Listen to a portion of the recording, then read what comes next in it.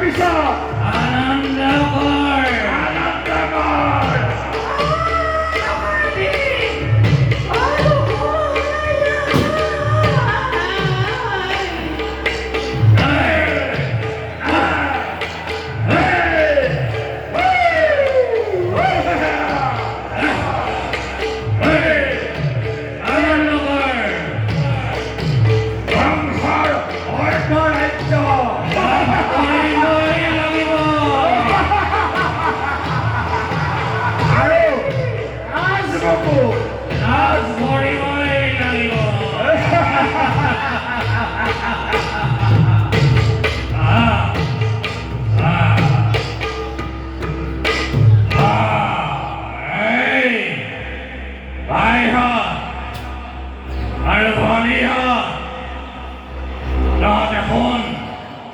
মহাৰাজে আমাক কি দায়িত্ব দিছে